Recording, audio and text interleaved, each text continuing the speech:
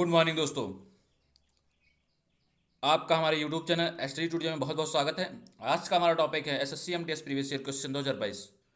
18 जुलाई 2022 को third shift में जो पेपर आया था उसे हम आज अच्छी तरीके से कवर करने वाले हैं। ठीक है, जीएस के आज 25 क्वेश्चन होंगे जो प्रीवियस ईयर के हैं। ठीक है, तो आज हमारी क्लास 25वीं है जिसमें हम आज अच्छी तरीके से प्रीवियस ईयर को कवर करेंगे। ठीक है, चलिए बिना रुके स्टार्ट करते हैं।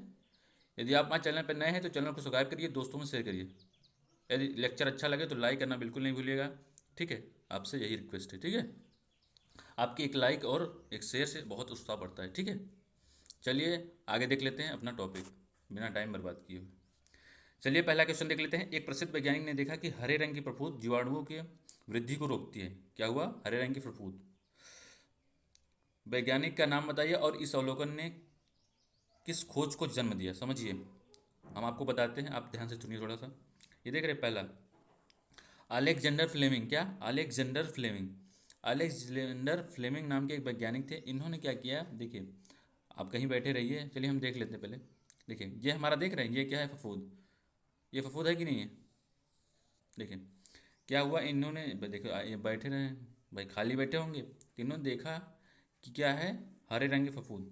ये हरे रंग के हालांकि है नहीं, लेकिन इसे हम फफूद कहते हैं। ठीक है, ये क्या पेड़ पौधों में, देखिए पेड़ पे ही उगाता है, अपने आप उगाता है। ठीक है, क्या होता है? उगाता है। तो क्या हुआ, फफूद से इन्होंने क्या देखा कि हरे रंग की फफूद खिलाई। ठीक है, हरे रंग की फफूद, हरे रंग की फफूद, हरे रंग की फफूद। जब किसी, देखिए कोई बीमार हुआ तो इन्होंने क्या किया कि इसे ही पीस के दे दिया। क्या क्या? इसे पीस के दे दिया। तो क्या हुआ, अगले व्यक्ति को यहाँ राहत मिला। क्या? राहत मिला। समझ आया? तो बस ये इन्हें लगा कि ये दवा है। समझ रहे हो? बस ऐसे ही खोज हो गई, कोई दिक्कत नहीं होनी चाहिए। ठीक है, समझा कि नहीं आया? तो कौन सा वैज्ञानिक थे? Alexander Fleming. किसकी खोज करी? पेंसिलिन की। ठीक है, इन्होंने क्या करी, फिर पेंसिलिन की खोज करी और बहुत अच्छी तरीके से, ठीक है, दवा का एक रूप दे दिया। ठीक है, चलिए अगला देख लेते हैं। अगला क्वेश्चन क्या है? दूसरा, बाल विवाह निषेध संशोधन विधेयक 2021 भारत सरकार के किस मंत्रालय के अंतर्गत आता है? देखिए बताइए आप लोग। विधि और न्याय मंत्रालय? बिल्कुल नहीं। बाल विवाह निषेधन, तो युवा और बाल है तो युवा कोई मतलब ही नहीं है। जनजाति मामला कोई मतलब ही नहीं है। तो महिला और बाल, बाल किस में आया? महिला और बाल विकास मंत्रालय में। तो हमारा कौन सा ऑप्शन सही होने वाला है? हमारा तीसरा ऑप्शन सही होने वाला है। ठीक है, चलिए अगला क्वेश्चन देख लेते हैं। तीसरा, हॉकी मैच के दौरान मैदान पर मौजूद प्रत्येक टीम की खिलाड़ी की कुल संख्या कितनी होती है? तो आपको बस ऐसे नहीं भूलना, जितने क्रिकेट में खिलाड़ी होते हैं, कितने, जितने क्रिकेट के खिलाड़ी होते हैं उतने हॉकी में भी होते हैं। बस तो आपको ध्यान आ जाएगा। तो क्या हुआ, क्रिकेट में 11 होते हैं तो हॉकी में भी 11। बस इससे आपको याद रखना है। तुम्हारा कौन सा ऑप्शन सही होने वाला है? चौथा ऑप्शन। ठीक है, चलिए अगला क्वेश्चन देख लेते हैं। क्वेश्चन नंबर 4, करेंसी नोट और सिक्कों को क्या क्या कहा जाता है? करेंसी नोट और सिक्कों को वस्तु मुद्रा, कॉमोडिटी मनी नहीं, आरक्षित मुद्रा, रिजर्व मनी बिल्कुल नहीं, वैध मुद्रा क्या, फिएट मनी क्या कहते हैं हम? करेंसी नोट और सिक्कों को वैध मनी क्या, फिएट मनी। और हमारा चौथा ऑप्शन देख लेते हैं,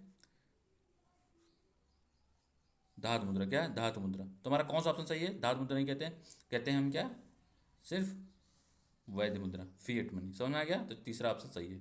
चलिए अगला क्वेश्चन देख लेते हैं। Question number 5, general Bipin Rawat जिसका निधन दिसंबर 2021 में हुआ, ये क्या हुआ, एक हादसे में क्या मारे गए थे। ठीक है, क्या एक हादसा हुआ था, ठीक है, और ये शहीद हो गए। समझ में आ गया नहीं आ गया? क्या हुआ, एक हादसा हुआ जो जनरल बिपिन रावत शहीद हो गए थे। समझ में आया? हेलीकॉप्टर, ये और ये थे और इनकी पत्नी, कौन? बिपिन रावत और इनकी पत्नी थी। ठीक है, तो बिपिन रावत ही पहले क्या, पहले चीफ ऑफ डिफेंस स्टाफ, ये सेना के में नया पद आया था। कौन? पहले चीफ ऑफ डिफेंस स्टाफ। समझ में आया? चीफ ऑफ डिफेंस स्टाफ, यानी तीनों सेनाओं को कमांड करने के लिए इन्हें बनाया गया था। किसको? तो chief of defence staff Bipin Rawat को। ठीक है, तो अब ये पद नया जुड़ गया था। क्या? चीफ ऑफ डिफेंस स्टाफ नया पद जुड़ गया था। ठीक है, समझ में आ रहा होगा आपको? यदि कोई दिक्कत हो तो आप बता सकते हैं। ठीक है, कोई दिक्कत नहीं होनी चाहिए। समझ में आया कि नहीं आया? समझ में आ गया होगा। ठीक है, तो हमारा कौन सा ऑप्शन सही है? तो हमारा दूसरा ऑप्शन सही होने वाला है। ठीक है, चलिए अगला देख लेते हैं। क्वेश्चन नंबर 6, भूटान की सीमा भारत के कितने निम्नलिखित में से कितने राज्यों से लगती है? तो ऐसे हम कैसे बता पाएंगे? तो हम मानचित्र देख लेते हैं भाई कि कौन से राज्यों से सीमा साझा करती है। तो आपको ध्यान रखना है थोड़ा सा, दिमाग में फिगर बनाइएगा। देखिए ये हमारा क्या है, भूटान है। क्या है? दिख रहा है आपको भूटान का? ये देखिए, ये भूटान लिखा हुआ दिख रहा है कि नहीं दिख रहा? समझ में आ रहा है? दिख रहा है ना? दिख रहा है? ये हमारा भूटान है। ठीक, देखिए ये हमारा, देखिए ऊपर ये वाला एरिया देख रहे हैं, कौन वाला एरिया, ये वाला एरिया। देखिए ये हमारा एरिया कौन सा है, सिक्किम। कौन सा एरिया, ये वाला एरिया हमारा सिक्किम है, नहीं दिख रहा है, ये हमारा सिक्किम है। कौन सा एरिया है, सिक्किम। कौन सा एरिया, सिक्किम। तुम्हारा पहला कौन सा हो गया, सिक्किम। समझ में आ रहा है कि नहीं आ रहा, पहला सिक्किम हो गया। अब इसी के नीचे जस्ट देखिए, देखिए ये देखिए पश्चिम बंगाल है ना, ये जाके देखिए यहाँ पे हल्का सा बॉर्डर मैच कर रहा है, तो दूसरा हमारा पश्चिम बंगाल हो गया। समझ में आ रहा है कि नहीं आ रहा है। तीसरा देखिए यहाँ पर असम, असम देखिए यहाँ पर साझा कर रहा है, तो तीसरा हमारा असम हो गया।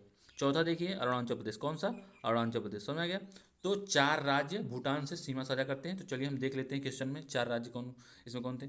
सिक्किम साझा कर रहा था कि नहीं कर रहा था, सिक्किम कर रहा था। बिहार तो कहीं था ही नहीं, तो ये गलत हो गया, पहला ऑप्शन गलत हो गया। मेघालय, मेघालय भी कहीं नहीं थे, तो ये दूसरा भी गलत हो गया। ये सिक्किम, पश्चिम बंगाल, असम, अरुणाचल प्रदेश, ये चार, ये सही है। ठीक है, ये हमारा सही होने वाला है, तो हमारा तीसरा ऑप्शन सही है। फिर भी चलिए चौथा भी देख लेते हैं, क्या चौथा भी देख लेते हैं भाई। सिक्किम, पश्चिम बंगाल, नागालैंड, मेघालय, तो चौथा भी, क्या चौथा सही है। बताइए कौन सा राज्य नहीं साझा कर रहा था, तो ये दोनों राज्य हमारे नहीं साझा कर रहे थे, नागालैंड और मेघालय। ठीक है, तो तीसरा ऑप्शन सही होने वाला है, कौन सा, तीसरा ऑप्शन। चलिए अगला क्वेश्चन देख लेते हैं। क्वेश्चन नंबर 7, 1192 में तराइन के दूसरे युद्ध में मोहम्मद गौरी ने निम्नलिखित में से किस व्यक्ति की हत्या की थी। जयचंद गढ़वाल, भुवस परमार, तीसरा नागभट्ट प्रथम, चौथा पृथ्वीराज चौहान। क्या हुआ, किसकी हत्या कर दी थी। तो आप लोग बताइए क्वेश्चन नंबर 7 का कौन सा आंसर सही होने वाला है। समझ में आ रहा है, किसकी हत्या करी थी। देखिए 1151 में, इक्यानवे में, इक्यावन इक्यानवे में, 1191 में तराइन का प्रथम युद्ध हुआ था। कौन सा युद्ध, तराइन का प्रथम युद्ध, आपको ध्यान रखना है, तराइन का प्रथम युद्ध हुआ। समझ में आ रहा है कि नहीं आ रहा है, कौन सा युद्ध, तराइन का प्रथम युद्ध। तो 1191 में तराइन का प्रथम युद्ध हुआ, तो इसमें क्या हुआ, कौन हारा था, मोहम्मद गौरी हार गया था। कौन हारा था, मोहम्मद गौरी। ठीक है, मोहम्मद गौरी हार गया था। ठीक है, समझ में आ गया है। और फिर क्या हुआ, दूसरा तराइन का युद्ध, क्या हुआ, दूसरा तराइन का युद्ध हुआ। कौन सा, दूसरा, दूसरा कब हुआ, तो ये 1192 ईस्वी में। कितने में हुआ, 1192 ईस्वी में। तो इसमें क्या हुआ, इसमें पृथ्वीराज चौहान हारे और इनको क्या किया, मार दिया। किसने मारा, मोहम्मद गौरी ने। ठीक है, पृथ्वीराज चौहान को मार दिया। और जब मार दिया तो उसके बाद क्या किया मोहम्मद गौरी ने, इनके बेटे गोविंद, कौन, पृथ्वीराज के बेटे, किसके बेटे, पृथ्वीराज के बेटे गोविंद को, किसको, गोविंद को शासक बनाया। कहाँ का, तो इसमें से बचा नहीं है जगह, चलिए देख लेते हैं। किसके बनाया, अजमेर का।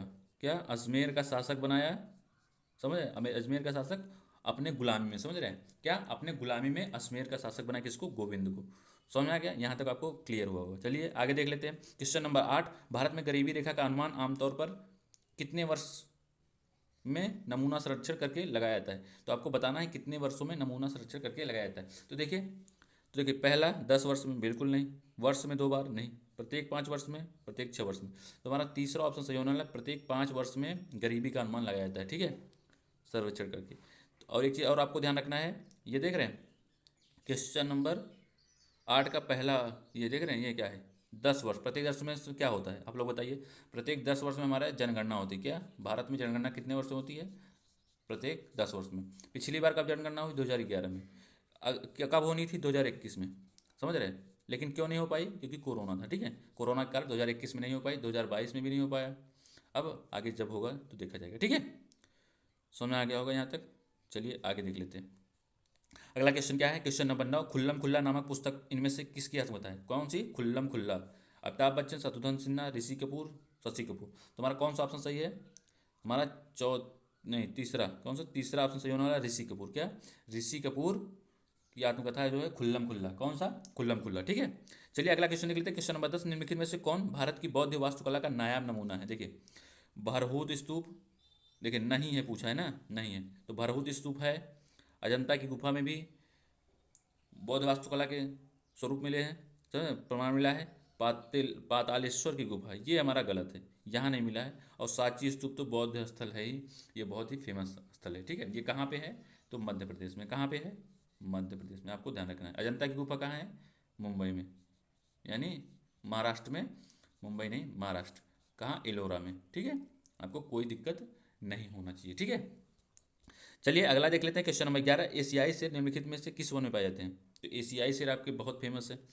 तो पहला गिरवन, तुम्हारा पहले ऑप्शन मिल गया क्या? पहले ऑप्शन मिल गया क्या? गिरवन। गिरवन में क्या एशियाई शेर पाए जाते हैं? क्या होते हैं? केवल एशियाई शेर केवल गिरवन में पाए जाते हैं, समझ आ गया। और कुकरेल रिजर्व वन इसमें भी नहीं, इसमें भी नहीं, बैंकुंठपुर वन इसमें भी नहीं, तुम्हारा पहला ऑप्शन सही होने वाला। चलिए अगला देख लेते हैं क्वेश्चन नंबर 12। फ्लोट फेस्टिवल निम्नलिखित में से किस राज्य में मनाया जाता है? क्या फ्लोट फेस्टिवल किस राज्य में मनाया जाता है? तो पहला नागालैंड, दूसरा तमिलनाडु, तीसरा राजस्थान, चौथा हिमाचल प्रदेश। तो बताइए कौन सा ऑप्शन वाला? Float festival, float float float float, कुछ याद आया? Float festival. क्वेश्चन नंबर 12 का कौन सा आंसर सही होने वाला है तो आपको बताना है। तो कौन सा सही होने वाला है? तो फ्लोट फेस्टिवल तमिलनाडु में आया था। कहाँ मनाया जाता है? तमिलनाडु में। समझ में आ गया? कौन सा ऑप्शन सही है? तुम्हारा दूसरा ऑप्शन सही होने वाला। चलिए अगला क्वेश्चन देख लेते हैं। Question number 13। निम्नलिखित में से कौन भारतीय संविधान सभा के पहले अस्थायी, क्या बोला है? ये दे दिया है अस्थायी। तो पहले अस्थायी सदस्य अस्थायी अध्यक्ष कौन थे? तो डॉक्टर राजेंद्र प्रसाद पहले अस्थायी अध्यक्ष थे। अस्थायी अध्यक्ष, समझ रहे? तो क्या हुआ था उस टाइम पे, देखिए अध्यक्ष किसको बनाया जाए संविधान सभा का, ये कंफर्म नहीं हो पा रहा था, क्या समझ रहे? तो क्या हुआ, सबसे बुजुर्ग जो थे, सबसे बुजुर्ग और सबसे एक प्रकार से कहिए अनुभवी जो थे, वो कौन थे? डॉक्टर सच्चिदानंद सिन्हा। तो इन्हें ही पहला जो है संविधान सभा का अस्थायी अध्यक्ष बना दिया गया था। क्या बना दिया गया था? अस्थायी अध्यक्ष। समझ आ रहा है? कोई दिक्कत आपको नहीं होनी चाहिए, ठीक है। हमारा कौन सा ऑप्शन सही है? तो दूसरा ऑप्शन सही होने वाला है, आपको ध्यान रखना है। चलिए अगला क्वेश्चन देख लेते हैं। Question number 14। गुरु वेमपति चिन्ना, समझ आ गया? गुरु वेमपति चिन्ना सत्यम को निम्नलिखित में से किस भारतीय शास्त्रीय नृत्य के लिए जाना जाता है? किसको? गुरु वेमपति चिन्ना को। कुचिपुड़ी, ओडिसी, कथक, कथकली। बताइए कौन सा ऑप्शन सही होने वाला है क्वेश्चन नंबर 14 का? बताना है आपको कौन सा ऑप्शन सही होने वाला है। तो किससे संबंधित थे? तो कुचिपुड़ी। किससे? कुचिपुड़ी। किससे? कुचिपुड़ी। गुरु वेमपति चिन्ना निम्नलिखित में से तो कुचिपुड़ी से संबंधित है, आपको ध्यान रखना है, कोई दिक्कत आपको नहीं होनी चाहिए। समझ आ गया नहीं आएगा? कौन सा? पहला ऑप्शन सही है। चलिए अगला क्वेश्चन देख लेते हैं। Question number 15। सुनील छेत्री का संबंध किस खेल से है? क्या? सुनील छेत्री का संबंध किस खेल से है? तो पहला फुटबॉल,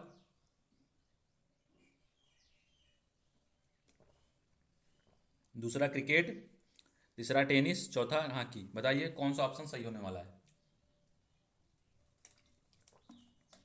कौन सा ऑप्शन सही है? तो सुनील छेत्री बहुत फेमस नाम है भारत का। किससे संबंधित है? फुटबॉल, ठीक है, फुटबॉल से संबंधित है सुनील छेत्री, ठीक है।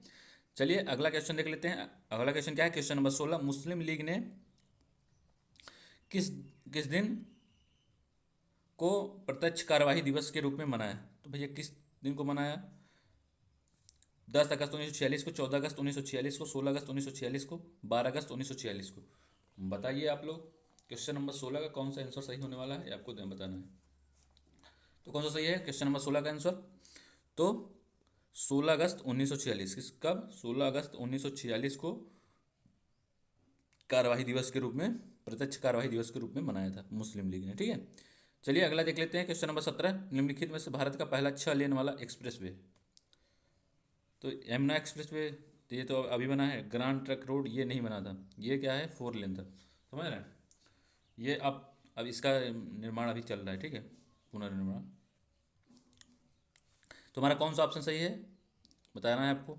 चलिए देख लेते हैं मुंबई एक्सप्रेसवे के बारे में। देखिए मुंबई एक्सप्रेसवे क्या करती है, ये मुंबई समझ रहे, ये देख रहे हैं महाराष्ट्र मुंबई, ये किनारे देख रहे हैं, ये वाला जगह थोड़ा सा बड़ा कर दे रहे हैं, ये वाला जगह मुंबई, ठीक है, ये जगह। और यहीं पे क्या है, देखिए यहाँ पे ये मुंबई और क्या, पुणे को, किसको? मुंबई और पुणे को जोड़ने वाला एक्सप्रेसवे है। क्या है? ये देख रहे हैं एक्सप्रेसवे, ये आपको दिख रहा होगा, नहीं दिख रहा? ये एक्सप्रेसवे, ये क्या है? सह्याद्री पर्वत के दर्रों, समझ रहे हैं, को काट के बनाया गया, ठीक है, दर्रों के द्वारा बनाया गया, दर्रों से ले जाकर बनाया गया। किससे? सह्याद्री पर्वत से। समझ में आ रहा है? तो ये किसको जोड़ता है? किसको जोड़ता है?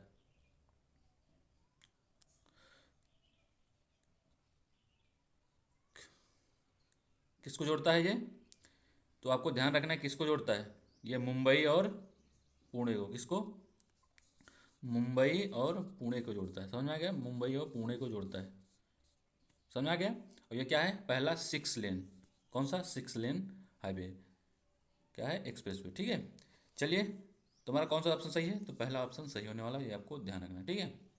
चलिए अगला क्वेश्चन देख लेते हैं। क्वेश्चन नंबर 18, निम्नलिखित में से किसे अमूमन ग्रह नहीं माना जाता है। आप लोग को बताना है क्या अमूमन ग्रह नहीं माना जाता है, समझ आया। तो मंगल को, एम को, बृहस्पति को, शनि को, तुम्हारा कौन सा ऑप्शन सही है, हमारा एम को, क्या एम को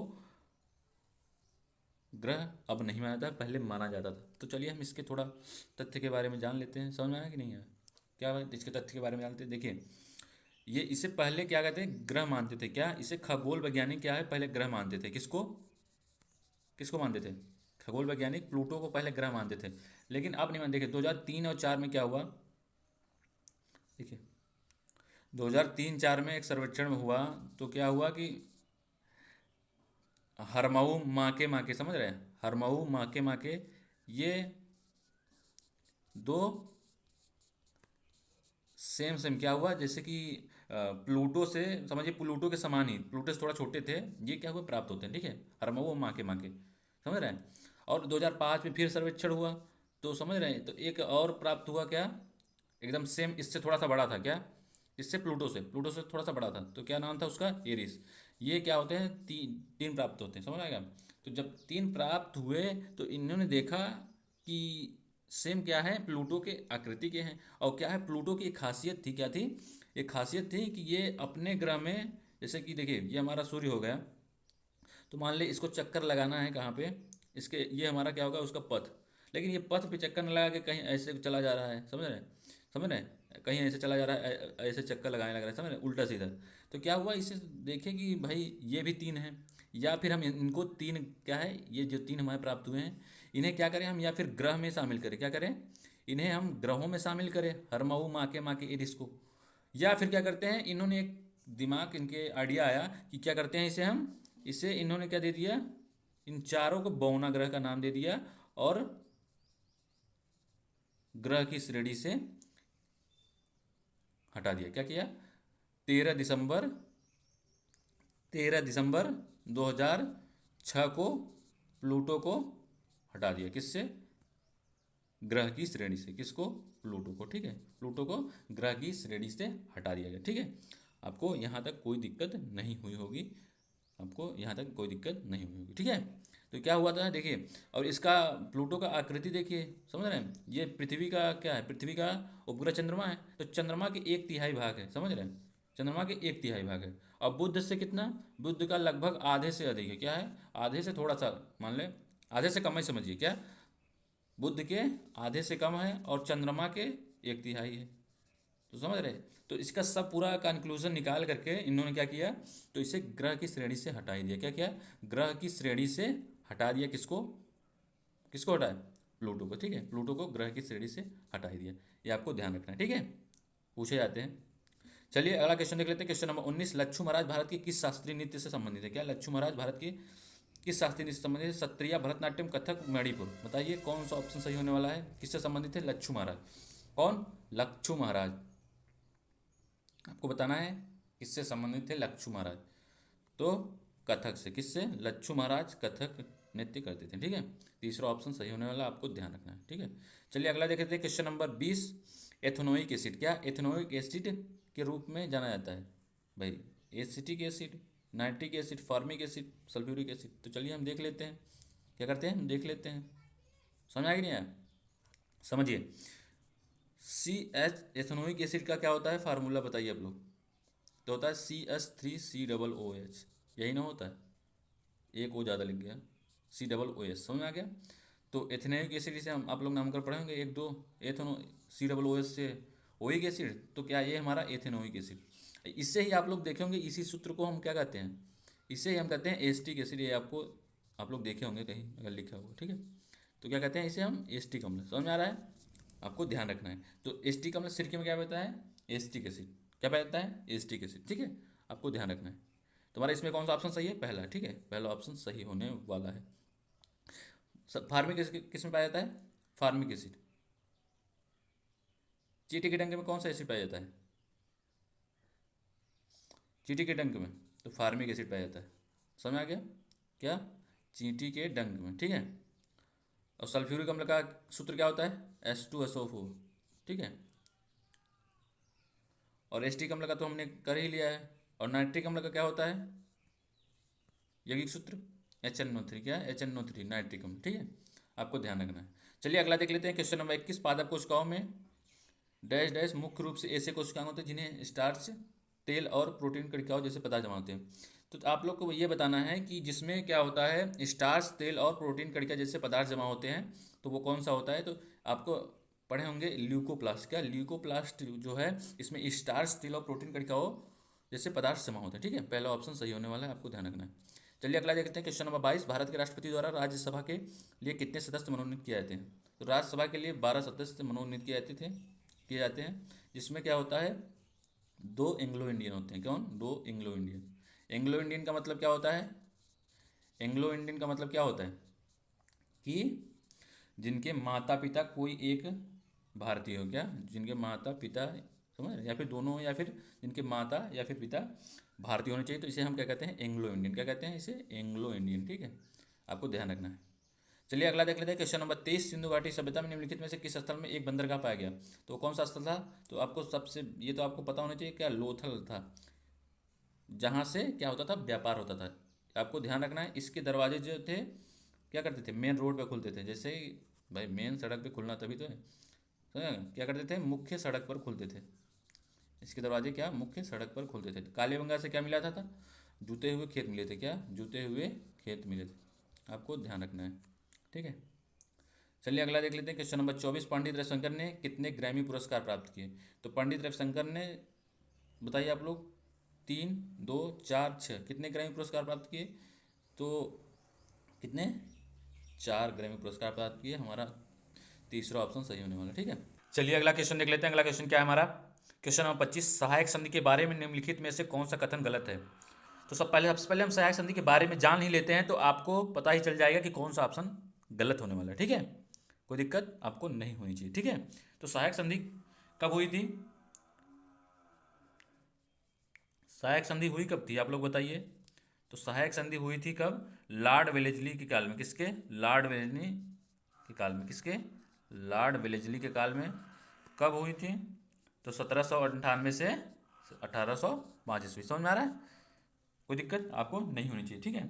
तो देखिए इसका मेन उद्देश्य क्या था, आप लोग समझिए। इसका मेन उद्देश्य क्या था कि सहायक संधि का, कि अंग्रेजी राज्यों का विस्तार, क्या? जो अंग्रेज राज कर रहे थे, तो अंग्रेजी राज्य का विस्तार करना। समझ रहे? सहायक संधि का मेन कारण यही था कि अंग्रेजी राज्य का विस्तार करना। समझ में आ रहा है कि नहीं आ रहा है? कि अंग्रेजी राज्य का विस्तार हो, जितना अधिक विस्तार होगा उतना हम राज करेंगे, ठीक है। तो ये किसके किसके बीच हुई थी सहायक संधि, आप लोग बताइए। तो ये हुई थी हमारी ईस्ट इंडिया कंपनी। किसके? East India company. किसके साथ हुई थी? East India company. समझ में आ रहा है कि नहीं आ रहा? सहायक संधि किसके साथ हुई? East India company. East India company और किसके साथ?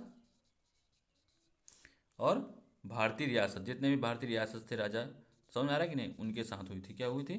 भारतीय रियासत के साथ। ये आपको ध्यान रखना है, ठीक है। इसका मेन उद्देश्य क्या था? सिर्फ और सिर्फ अंग्रेजी राज्य का विस्तार करना। समझ में आ गया? समझ आ गया नहीं आ गया? और एक चीज़ और आपको ध्यान रखना है, एग्जाम में पूछा जाता है, अक्सर पूछा जाता है कि सहायक संधि का सर्वप्रथम प्रयोग किसने किया? क्या? सहायक संधि शब्द का प्रयोग सबसे किसने किया? तो वो किया था किसके? डुप्लेसिस के द्वारा। किसके? मार्क डुप्लेसिस के द्वारा किया गया था। समझ में आ गया कि नहीं आ गया? किसके द्वारा? मार्क डुप्लेसिस के द्वारा सर्वप्रथम प्रयोग किया गया। समझ में आ गया कि नहीं आ गया? किसके द्वारा? मार्क डुप्लेसिस के द्वारा, ठीक है। चलिए तो हम देख लेते हैं हमारा क्वेश्चन। क्वेश्चन क्या था हमारा? सहायक संधि के बारे में लिखित कौन सा कथन गलत है? तो अवध का नवाब पहला शासक था। देखिए समझिए, अवध का नवाब का पहला शासक था जिसने अंग्रेजों पर सहायक संधि थोपी थी। तो भाई इससे कोई मतलब ही नहीं थी। इसमें हमने क्या पढ़ा? इसमें क्या पढ़ा था हमने?